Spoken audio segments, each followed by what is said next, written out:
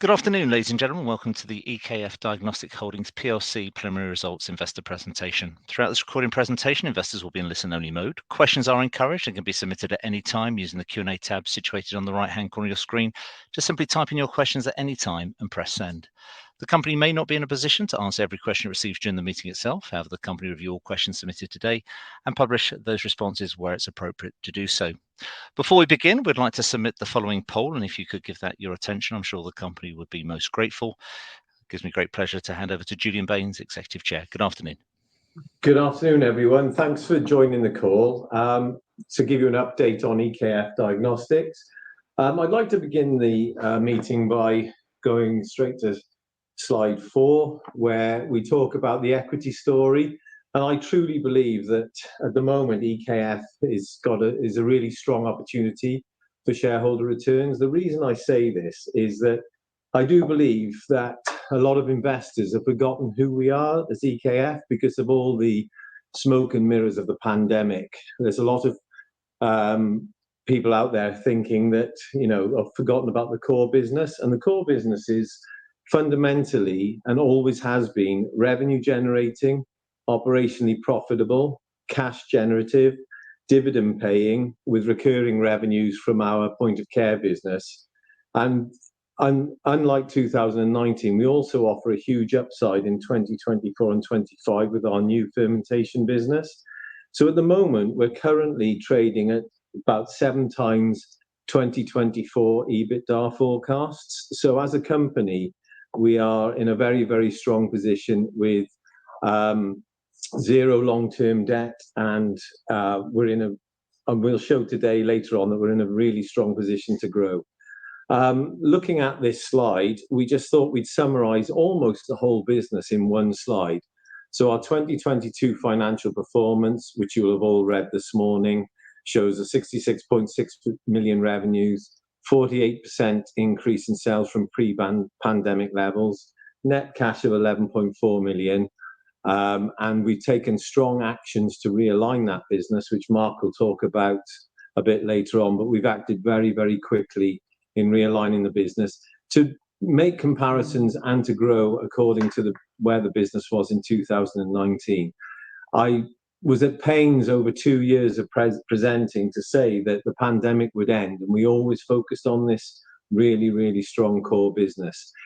To add to this, we have a strong established core, but we actually have invested quite a lot of time and effort over the last 3 years, and we've seen a 13% year-on-year growth in point of care and central lab. Strong demand for our EKF products is certainly in haematology and diabetes, which I'll talk about a little later. And also, as we said, there's recurring revenues of a minimum 35 to 40 million a year, purely on the razor blade scenario with that part of the company, with the point of care part. Life sciences has grown by 60%, and that's before we talk about the investment that we've made in South Bend, which I will come on to in great detail later on in this conversation. But during the time of the pandemic, the cash we made was reinvested very, very strongly into this business, into the core, and into a big growth opportunity. So in 2019, we were offering a 5 to 6% year-on-year growth as a point of care life science business. Now, this year, we're offering a significantly higher growth because we've invested, as I say, in fermentation in South Bend, which will reap rewards from 2024 onwards, and I will come on to talk about that.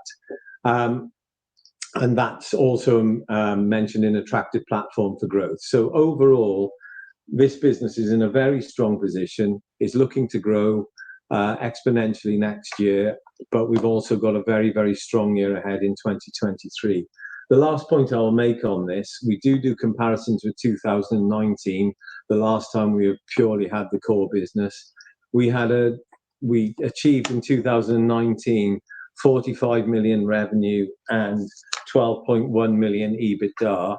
This year, without the upside of South Bend, we're forecasting just under 57 million and 14.1 million EBITDA. So we're showing really strong growth this year alone without the upside of next year.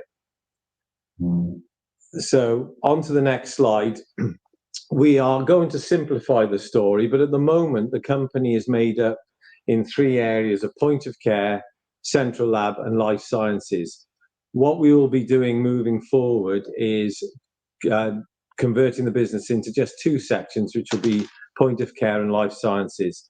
And BHB will be put into the life science side of the business, and we'll be splitting the business into two, which will have revenues of around 33 million in point of care and around 20 million in life sciences going forward. Obviously, that's due to grow. Going back to the position where I think people had forgotten who we are and what we achieved up until 2019 pre-pandemic.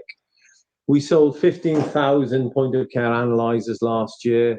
We manufactured over 80 million tests, and we sell into over 120 countries. We have a very, very strong partnerships with a number of major players such as Fresenius Kabi, McKesson Diagnostics, Human, and Cardinal in the US, and one other major player in the US. So we have very, very strong partnerships with companies that just is setting us up to grow even more throughout the next 2 to 3 years. So I've mentioned this before, but the simplified story will be moving forward from our interims, just concentrating on point of care and life sciences, producing the revenues and EBITDA from each side, with the overarching company of EKF. And that's something that we'll be reporting to make sure that everyone is aware of the growth on both sides of the business.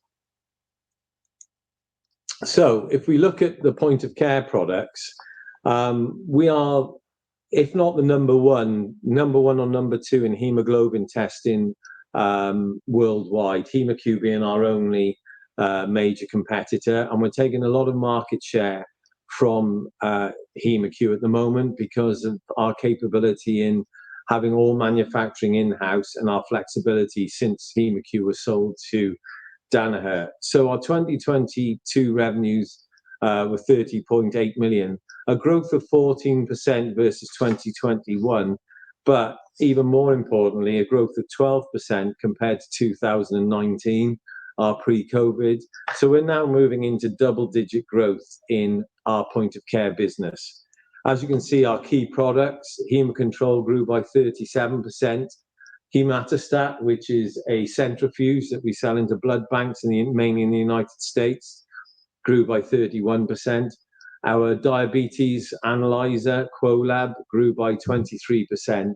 And our other diabetes business in Biosend grew by 15%. Huge growth in our point of care business. And the belief within EKF is that this will continue to grow because point of care has become more established now globally, and today it's worth 45.4 billion. It'll grow to 75.5 billion in 2027. The reasons behind this, there are a number of reasons why we are growing so much. There's more move towards virtual wards where you can remotely monitor patients. We have introduced something that we announced recently called EKF Link, which is mentioned again in this slide. EKF Link has proven to be a very, very successful product for us, and certainly in terms of winning tenders. It is a software system that connects to laboratory information management systems and also to patient data. So this allows us to control patients that's the wrong word, to monitor patients moving forward. I've already mentioned our key partnerships with global leaders, and we are very, very much more responsive compared to our competitors.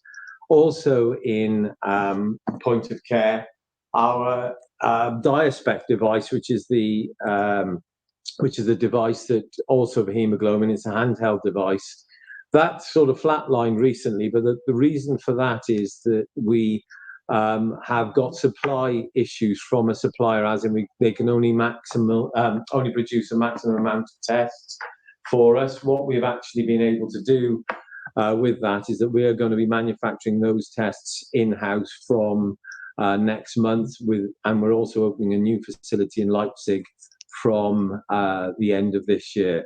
And the last thing I'd like to say on point of care, we've also raised our prices because of inflationary pressures by an average of 7%. So we should start to see our margins grow again by 1 or 2 percentage points. And also, we had a very onerous contract with Fresenius, which was a 10-year contract, which was to do with the acquisition of Diaspect 10 years ago. That contract came to an end last year, and we've managed to increase the cost per test of the Diaspect cuvette by over 50%. So we should see a significant return on those tests from Fresenius. Our central lab business revenues grew to 14.5 million, 11% versus 2021, 9% versus 2019. The most important part of this slide is that we are the #1 supplier globally of something called beta hydroxybutyrate, BHB. For those of you who are new to this company, back in 2014, there was an issue in diabetes where if you had a hypoglycemic attack, about 5% of people had ketoacidosis, and ketoacidosis is a very, very serious reaction to in diabetes. And what the FDA did was decree that all people in the US should be tested for beta hydroxybutyrate. We had a product immediately ready for market at that time. We were turning over $50,000 a month with it, and now we turn over £12 million, and it increased by 10%. We have own label contracts with Cardinal and another one of the major distributors in the US, and that business is growing year on year. We also have a very close relationship with Ortho, who are actually growing the BHB business outside of the US, mainly in Latin America and Asia Pacific. So there is a very strong growth opportunity with minimum competition within the US for this product. And so, you know, this is a very, very important product for the company that is growing. So we continue to grow, as I mentioned, hence the growth prospects on this slide. In life sciences is our enzyme manufacturing capability. At the moment, all we do is manufacture out of Elkhart, Indiana. But we saw, and that's mainly for companies like Roche, Sekisui. But we have been doing this for nearly 30 years, and we're very, very experienced in producing enzymes. We saw a growth of 60% versus 21, and that's just the Elkhart capacity only. So we decided, which I will talk about in a lot more detail later on in this presentation, we'll talk about the investment we've made in growing capacity and why it is so critical to do this and the advantages of doing this for next year. So we will talk about that later, but we're expecting significant revenue growth expected in 2024. How are we going to feed that new facility? Well, we're going to leverage, obviously, our existing relationships with the likes of Roche, but we've already got a significant number of companies wishing to use our new fermentation capability when it comes online in very many areas, including food areas, molecular enzymes, agricultural enzymes. But again, I will talk about this a little later. So, and I say a little later, it's the very next slide. One thing that when we made our trading update, the feedback that we were getting, I think that people misunderstood what we have done in South Bend when we mentioned that the 14,500 litre fermenter was delayed. That is actually wasn't as critical as people perceived it to be. In our new facility in South Bend, we are increasing our capacity through a number of fermenters. So we've got a 65 litre fermenter going in, 300 litre fermenter, 1,500, 3,000, and 14,500. Why have we done this? Well, every customer we take on board will begin at 65 litres. Then they'll want us to grow through the fermentation. And so if you start at 65 litres, you hopefully will end up at 14,500 litres. We have one customer, a significant customer at the moment, who are going to produce very high volumes for us. We've done 175 litre fermentation for them at the moment. They're spending themselves over $1 million inserting equipment into this facility just to, it's a storage tank, just so that they can rapidly increase to 14,500 litres as soon as possible. Why is this so important? Well, believe it or not, there is many small university level fermentation companies in the United States and many very, very large ones like Roche and Abbott. There's literally nothing in between that can do mid-range fermentation to grow to 14,500 litres. So this company at the moment are having their manufacturing done in Asia and Europe, and they're not happy with that. They want a US base. And we're getting more inquiries for this business than, which is, a really positive side that we are doing the right thing. In terms of timing, this facility will be complete by the end of August, but what people have misinterpreted, we'll be able to manufacture from early June in the small scale, scaling up to 14,500 litres. It'll certainly be revenue generating this year, but Mark and I have only built in 2 million extra revenue this year, increasing to 10 million next year. And that 10 million will only be 50%, maximum 50% capacity for this facility. But judging by the inquiries we're receiving at the moment, we are confident that we can deliver this growth. So coming back to the beginning of this presentation, it's not only are we giving you the razor blade core business, solid growth, double digit at the moment growth story, but we're giving investors significant upside in 2024 and 25 in opening South Bend and offering these fermentation services at what will normally be between 60 to 80% margin, dependent on product mix. On that note, I will hand over to Mark, who will give you the financial review of the business. Thank you, Julian. So quickly just introduce myself, Mark Davis, the Chief Financial Officer of EKF. So I'm now going to take you through the financial highlights of the RNS announcement that we announced this morning. So starting off with revenue, we announced that we delivered 66.6 million of revenue, a drop from 81.8 million in 2021, largely due to the decrease in COVID revenues that dropped off in Q1 2022, as expected. I think it's important to look at the revenue excluding COVID. So if you calculate the amount of revenue that we did in 21 relating to COVID-19, it was 38.1 million. And in 2022, it was 15.4 million. So a decrease of COVID-related revenue of 22.7 million. So if we look at non-COVID revenue, we actually had a 17% growth in non-COVID revenue, taking revenue from 2021 of 43.8 million to 51.3 million. So again, highlighting the strong growth in the core underlying business. Looking at our gross profit before taking out the exceptional costs that I'll come on to talk about in a bit, we delivered 30.8 million versus 39.4 million. And again, the delta there is as a result of the drop-off in COVID activity. Pleasingly, when you look at the gross profit percentage, we maintained a similar level of gross profit percentage, albeit a small drop from 48% to 46% in 22. Within 22, there was a negative contribution from some of the business units that we've since dealt with.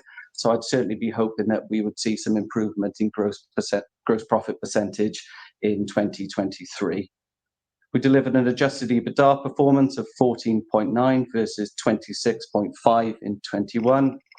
And again, I think this demonstrates the robust underlying performance in the business that was there before the COVID pandemic and as we move forward. There's a loss before tax of 8.9 million, so a large loss for the year as a whole. However, within that was 17.5 million of one-off exceptional items, which, as I said, I will come on to talk about in more detail. We ended the year with net cash of 11.4 million versus 19.6 million. And I think what's important to talk about is the strong cash generation that comes from our operations of 12.7 million versus 14.2 million in 21.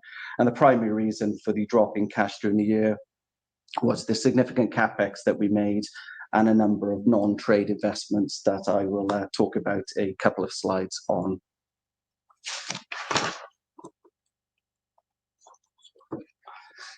So we spent a lot of this presentation talking about the core business being point of care, central lab and life science, and I'm going to go into more detail on this slide because I do think when you are considering the performance of the business, it is worth considering the business excluding COVID because that shows the underlying growth in the business that we are taking into 2023.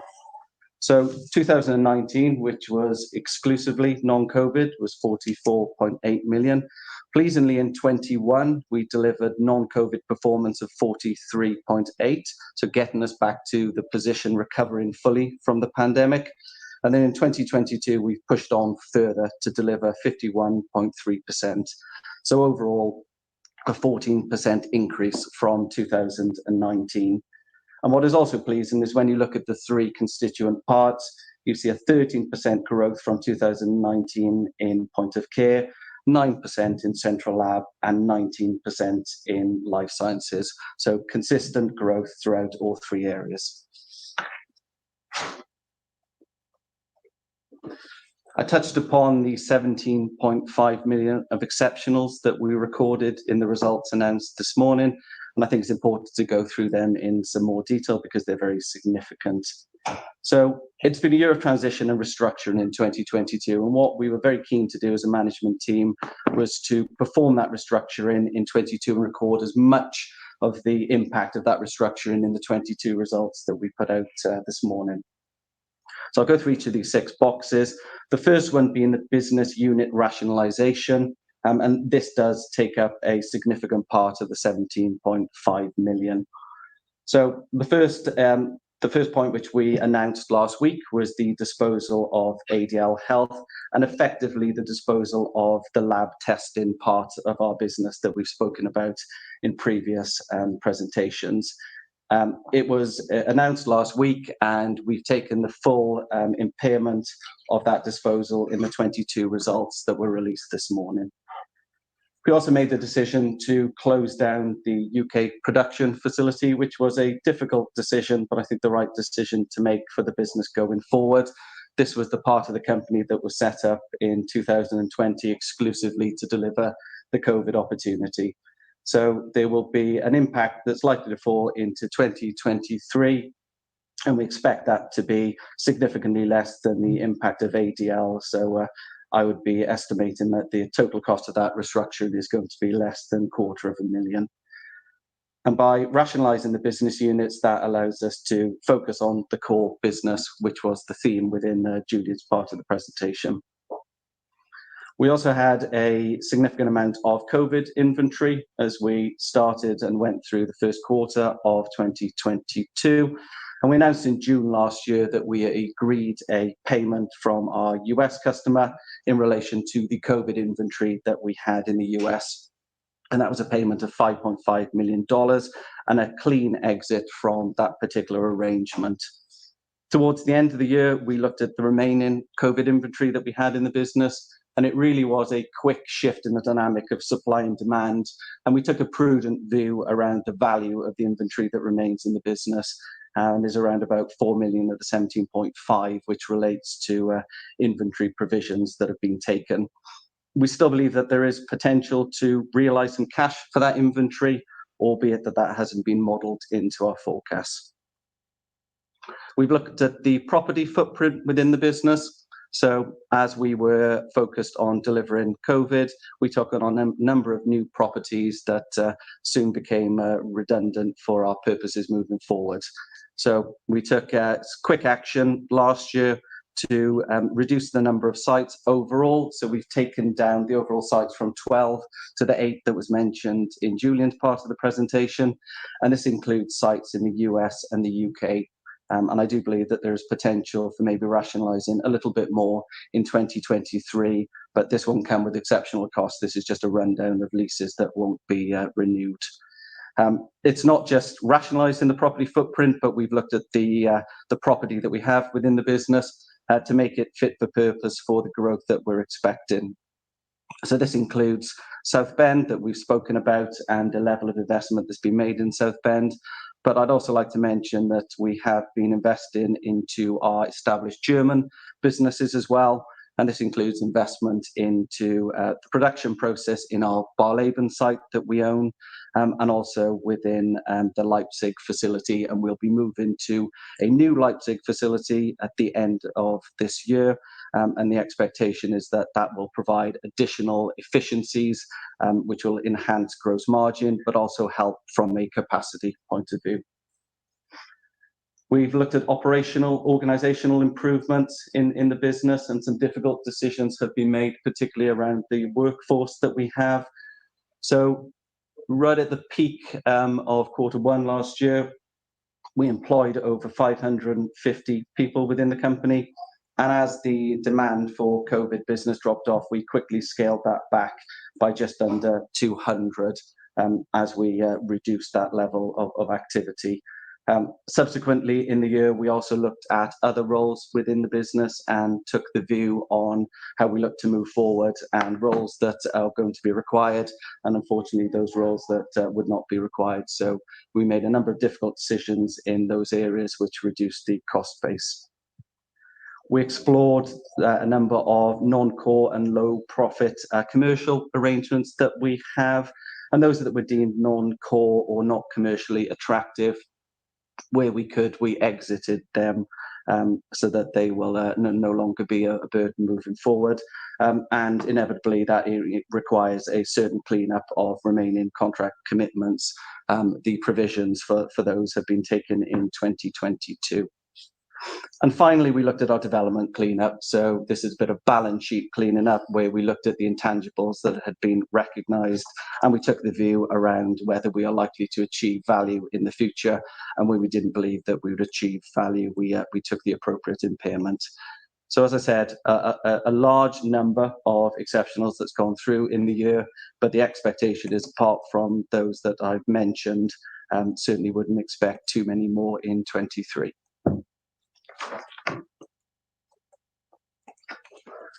And finally, from me on cash flow. So I have a bridge here showing the main cash usages during 2022, taking us from a gross cash position of 20.3 to 11.6 at year end. Want to highlight the strong cash generation from the underlying business, so the operating activities and the cash generation from those of 12.7. During the year, there was 6.8 million that was used on the share buyback around about this time last year, and a number of external investments that were made.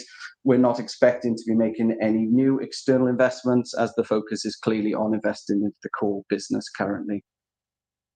We made 4.4 million of capital investment during the year, which includes increasing the life sciences capacity in South Bend, and also the improvements that I spoke about in Leipzig and Barleben. We will continue to make significant capex in 2023 as we bring South Bend online, and those have been modelled into our forecasts.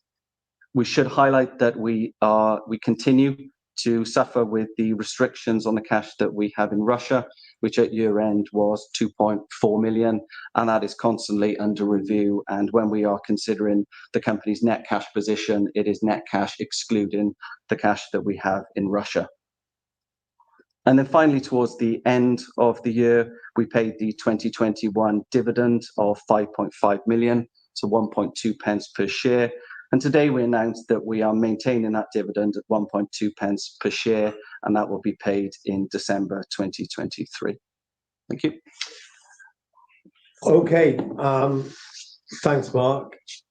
So finally, what I would like to do before we go on to questions is just to say, I'd like to reiterate that I do believe people have forgotten who we are. And I just want to say at the end of this presentation that the outlook is, let's not forget, this is a recurring revenue business, which is operationally profitable. It's cash generative.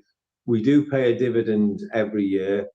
I think we've demonstrated today the upside potential in 2024 and 25 in point of care, but more importantly in South Bend, and the opportunity we're creating in this Rolls-Royce fermentation facility in South Bend. And at the moment, against 2020 forecasts, we're at 7 times EBITDA. And as a business that offers all of this, I think that it's a value proposition for all future shareholders. So, as it says on that final slide, we're offering strong controlled growth as a business with a fast-growing core business and a very big upside in 2024 and 25. So thank you very much for listening, and we'll hand over to do we hand back to Mark? That's great. Yeah, that's Mark, great. yes. Julian, thank you very much indeed. And let me just bring up your cameras if I may. Ladies and gentlemen, please do continue to submit your questions using the Q&A tab situated on the right-hand corner of your screen. But just while Julian and Mark take a few moments to review your questions submitted already, I'd like to remind you the recording of this presentation, along with a copy of the slides and the published Q&A, can be accessed via your Investor Meet company dashboard. Mark, if I may just hand back to you, you can see you've received a number of questions both ahead of today's event and during the presentation itself. So firstly, thank you to you all for your engagement today. If I may just ask you, Mark, to read out the questions and obviously where appropriate to do so and give a response, and I'll pick up from you at the end. Thank you, Mark. So the first question, which was pre-submitted, will you be able to turn this company around, or will you look to take us private? Something that I've also suffered with other investments. So this was a reference, I'll be a bit more open, is I think that because of the shareholding we have within the company, we've been asked, would we take this company private, as happened with Source Bio? I'm going to say now, categorically, no, we will not take this company private. And secondly, there's many reasons why. One, we don't think that this company would be suited to be taken privately, considering the growth opportunities we have in front of us. But secondly, Source Bio is mainly 85% owned by 3 investors. EKF has a vast range of very strong institutional investors, and so it would not be the right thing to do to take this company private. So at this moment, we've got too much opportunity for investors moving forward, and we would never consider taking this company private. Okay. The next question, which is also pre-submitted, has the agreement with Yourgene Health been transferred to ADL Health, or will the agreement with Yourgene continue with EKF and or be amended accordingly? The Yourgene Health agreement has gone completely with ADL Health. ADL is a testing company. We're no longer in testing, so we've handed that over completely to ADL. For us, it was a pretty low margin business anyway, because ADL were working mainly directly with Yourgene, so we've handed that over. Okay, and another pre-submitted question, which I can take, and I think I've already referred to it in the presentation. Can we have at least a guide as to the restructuring costs associated to the closure of the UK contract manufacturing business? So just to reiterate what I said, we are still continuing to fully calculate the cost, but I certainly expect it to be less than £250,000. Next question from Sam M. What is the current status of the partnership with Mount Sinai? Do you feel Trellis and Renalytix were IPO'd too early? To answer that question, the current relationship with Mount Sinai is still very strong, but where we are today and the focus we have on the core business, we have no intention at the moment of doing any further investments in Mount Sinai companies. Mount Sinai are perfectly happy with this. They understand the situation globally that everyone is in. So the relationship remains strong, but we will not be doing any more investments in new Mount Sinai companies. To answer the question regarding Trellis and Renalytix, taking Renalytix first, absolutely not, because as was proven 12 to 18 months ago, Renalytix is completely in the right place in terms of kidney kidney testing and DKD. So I think that it's, without being IPO'd, the benefit to people in getting end-stage renal disease would have been a lot longer in materializing. They have a test where the data is absolutely outstanding. They should start now to really be driving that product into the market. It's very commonly known they're waiting on FDA, but the recent update on FDA, I think, is also very positive, because if they're writing a protocol, just to let you all know how the FDA works, if the FDA thought they were not going to pass this test, then they would have said, I suggest you withdraw your application. They actually said, we're writing a protocol, which is a totally different way of looking at it, but I'll leave it to all of you to judge that wording. With regards to Trellis, that is a more difficult one, and I'm going to be honest. I think Trellis is where healthcare is going. I think it's a tremendous business run by a really, really competent one of the world's global IBD experts, and it's the where healthcare is going. Remote monitoring is the way it's going to be, and I think, again, if it hadn't have IPO'd, people with IBD wouldn't have access to this. The problem is where the markets are and where the cost of living crisis is. It could be argued at the moment, is it going to grow as fast as we thought it was? But I also do not believe that Trellis IPO too early either. But you're probably going to say I'm bound to say that, but I really do believe that there's a huge opportunity with Trellis for people suffering from IBD and IBS in the market, and it's run by, as I say, if anyone can make it work, Marla can make this work. Okay, thank you. I think I can answer the next one, which is a question submitted by John D. 2 parts. Will there be any material cash outflow, such as restructuring or life science ramp-up program in 2023? So in 2023, we are still expecting costs relating to the CapEx program in life sciences of around about £4 million. There will be ramp-up costs of recruiting new people to join the business, but clearly the hope is that they will be quickly balanced out by the new contribution that comes from that facility. And restructuring-wise, I've spoken about what we've been doing in UK contract manufacturing, and I'm not expecting any significant restructuring outside of what we've discussed today. The second part of the question, life science capacity shown as being fully operational in September 2023.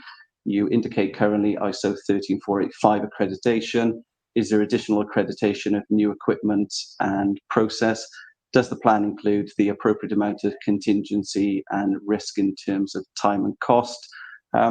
I think in terms of contingency and risk and time of cost, we have published today in this presentation a timeline. It's a timeline that we hope we come to an end of in August, with the full site being up and ready in Q3 this year. I think we have enough visibility around the timing of the audit, which is booked in, plus the commitment from the supplier in relation to the 14,500 litre fermenter. So I think we've got to the situation with this project now where we're comfortable in terms of the risk of delivery as we look to get to the end of the project.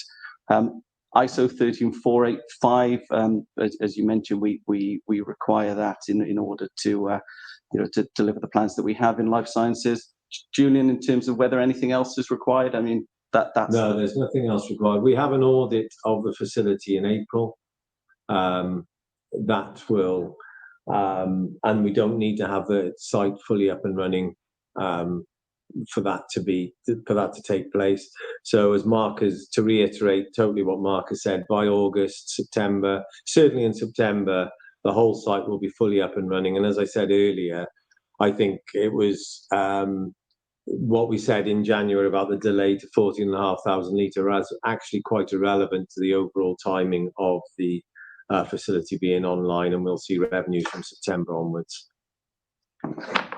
Question from Sam M, and I think we've covered this off, but I think this is in the wider context. Does the management board see any benefit in delisting EKF from AIM? No. Next. Quick one. Okay, this is a good one from Jonathan C, not Julian B. Any chance of Julian taking on the long-term CEO role? Next. Question from Paul H. Will there be any synergies between the two divisions, i.e. life sciences and point of care? If not, then does the new structure offer the board flexibility, optionality with regard to future corporate structure? Which one was that? Paul H. How far down? It's 501. It was submitted. Sorry.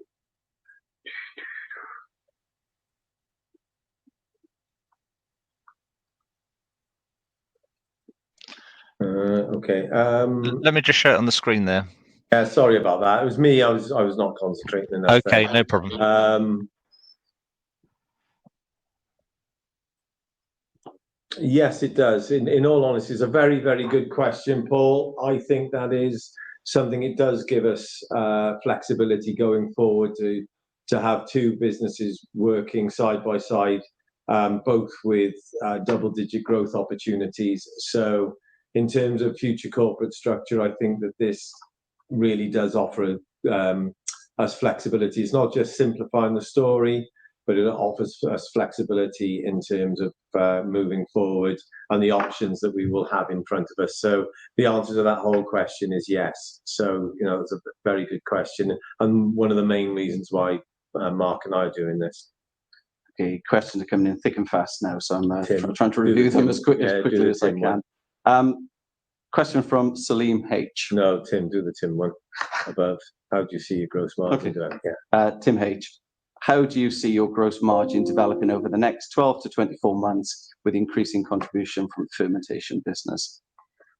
Do you want to take that one? Because we see it increasing pretty well. Yeah, I mean, the expectation in the life science business, certainly from what we see with the current business, is that it is a higher margin than the average margin in the group. So the expectation would be dependent on mix. But I think overall, we'd expect to see that the life science additional contribution will be margin enhancing, and as I said, depending on mix will depend on how margin enhancing it will be. But even in the fairly prudent levels that we've modelled with regard to mix, we do see a gross margin benefit. I think also with the restructuring that Mark has been at the forefront of and done an incredible job, we will see a 1 to 2 percentage point increase in gross margin as well on our point of care business back to 2019 levels as those changes and restructuring changes take place. You can read Salim's one. Yeah. Salim H. It's nice to see Nasset North Atlantic, our shareholder, providing finance in the future. How will this facility be used? If so, where do you anticipate using this? Any particular growth areas? Anyway, Salim, the answer to that is we don't anticipate, funnily enough, using the facility. We put it in place because the 2.4 million cash that we have got stuck in Russia, and with no short-term sign of us being able to access that cash. But now we've got the cost base back under control. We fully believe that our own cash generation will mean that we don't need to use the Nasset facility, but it was very supportive of Nasset to put that in place for us. But it's just a precautionary measure rather than a measure that we believe that we will need to utilise. Okay, pick me up if there's any you want me to cover that I'm skipping over because there are a lot. I'm going to pick up the next question from Tim H. again, which I think is a really good question. Can you talk about the regional strength of the US business with respect to share of revenues and how this will develop over the next 1 to 2 years? And will there be a point where it could make sense to switch to being a US business? I think, Tim, the US business is about 60% of our revenue currently. And obviously, with South Bend comes online and becomes the success that we believe it is, then that will be a big time to make a decision, because I would say 80% of that 60% is actually in life sciences in the US, and then there's a little bit of point of care, whereas most of our point of care business comes out of Germany. So I think decisions will be made. But I think you'll also agree, until our market cap gets back to somewhere near the strength that it should be, we will not consider a being a US business just yet. But it's certainly something that was discussed early on in the pandemic. Okay, we've got a number of questions in relation to ADL Health, so I think this is a good summary for this question. What was the original rationale for ADL and what has changed? Well, the original rationale for ADL was that Mike Salter felt quite strongly that it would be complementary to our COVID business, and also it was an opportunity, in fairness to Mike, that we could move post-COVID into other testing areas. As it's turned out, we feel that whilst there was potentially an opportunity over the next 3 to 5 years in testing, we'd have to invest a significant amount to get the panels up to the level that was needed to create a successful testing business, of which it's not our core expertise. And so the board was faced with a very clear decision: do we invest in a testing business where competition is incredibly high within the United States, or do we invest in our enzyme business in South Bend, where there is very minimal competition and much higher margin? So we made a decision to move towards the enzyme business, but the rationale was pretty sound at the time, but turned out post-pandemic that there would be too much investment required to get that business to break even. And in the meantime, as Mark mentioned earlier, it was having a quite considerable detriment to our cash generation. So we made a very quick and sensible decision to opt out of testing, especially with the competition that there is. Okay, I think I'm going to pick up two more. The first is easy to answer, from Andrew R. Luke Dorm has announced a new career. Has the company appointed a new chief scientific officer? The answer to that is no. And then finally, a long one, but from Rick S. I think the company was consistent that COVID was a temporary boost, of which it would make the most of, but by which it would not lose its focus on the core, into which it would invest surplus free cash flow generated from the COVID revenues. With hindsight, listening to some of the measures and costs incurred with closing down COVID-inspired initiatives and unwinding acquisitions made recently, does the business feel that it has managed the business in line with its own analysis? Or did it make some mistakes in overcommitting? Just wonder if when the CEO, chairman, says the market has forgotten who EKF is, whether at any point the management might have been accused of forgetting to. Thank you. I think the answer to that question is no, I don't think the management has ever forgotten where we are, because for the first 2 years of the pandemic, all I did was present the core business and the importance of the core business of EKF. Naturally, one of the areas where it was a challenge is you don't go from 0 revenue to 37 million in 1 year and not have to make some very fast and sharp decisions, which we did do. And I feel personally very successfully. We actually implemented a system, a manufacturing system, incredibly quickly to meet the demands required of EKF, and we were successful in that outcome in terms of creating a business that has allowed us to utilize the spare cash to invest in something that can bring a lot more long-term, high-margin, stable growth in South Bend. So overall, I don't believe our messaging was ever off-piste in terms of the core business. The other thing that will tell you that is that many other of our peers during COVID, their share price went exponentially higher, hundreds and hundreds of percent higher. Ours didn't. And then when the market dynamics changed, we still got punished as much as everybody else, whereas we had always been talking about the core business. So no, I don't think we ever lost sight, and I certainly never lost sight of the core business. Hence, being able to utilize first and foremost, when everything was shut down, all GPs' offices, all hospital groups, there was lack of access. Our core business still only declined by circa 15%, which we presented 2 or 3 times during the pandemic. And then the recovery, because we've kept focused on it and kept very decisive on it, our recovery has been pretty phenomenal over the last 12 months because we never, ever lost sight of the core business. But I think that the investment in companies that were producing COVID-related products, it, in my personal opinion, got out of hand, and that this was always going to come to an end. And we always stated that in all our releases. That's great. Mark, Julian, thank you very much indeed for your engagement this afternoon and taking those questions from investors. If any further questions do become available, we'll send those on to you post today's call. Julian, Mark, I know investor feedback is important to you, and I'll shortly redirect those on the call to give you their feedback. But I wonder, before doing so, if I may, Julian, just ask you for a few closing comments to wrap up with. Firstly, I'd like to say thank you to everyone on the call today and the really interesting questions.